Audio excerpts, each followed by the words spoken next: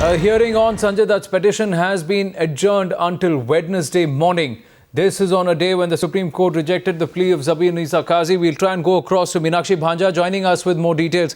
Meenakshi with us on the phone. Yes, Meenakshi, what happened in court? Well, the matter was scheduled to come up for consideration at 2 p.m.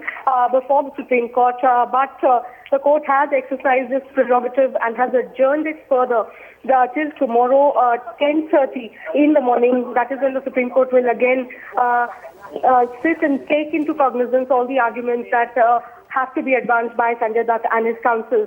The primary reason that we are being given to understand about this adjournment is the fact that the earlier bench which passed the order of the Mumbai judgment is the bench which is involved in all other matters today. Earlier bench comprising the justices who had passed the ruling of the Mumbai blast, that bench isn't free because they already have some prior listings which they have to look into, and on that ground, the bench comprising justices who were earlier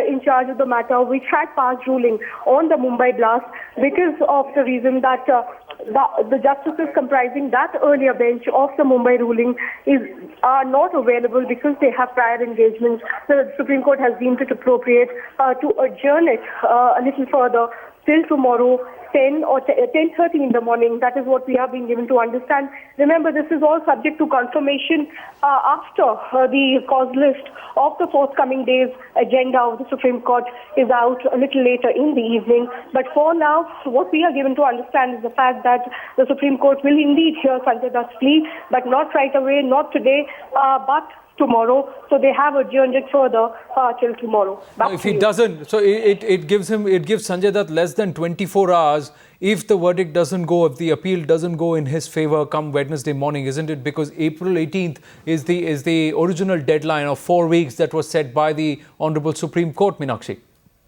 Yes, absolutely. The deadline of 18th April is critical, and that is the reason we are seeing Sanjay Dutt and his counsels move with all the alacrity that is on display currently. You'll recall yesterday around 3 in the afternoon or 3:30 in the afternoon, we saw Sanjay Dutt and his counsels Supreme Court adopt a different strategy really, because if they were dissatisfied with the Mumbai blast judgment of the Supreme Court, the likely course of action is to file a review plea to challenge the order. But they did not do that. They sought out an alternate route of strategy, and in pursuance of that strategy, they find a plea.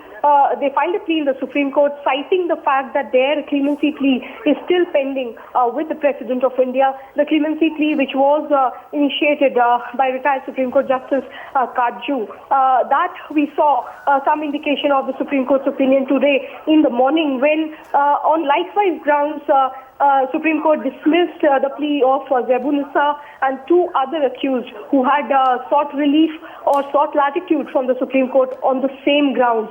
So all eyes were on the Sanjay Dutt plea today,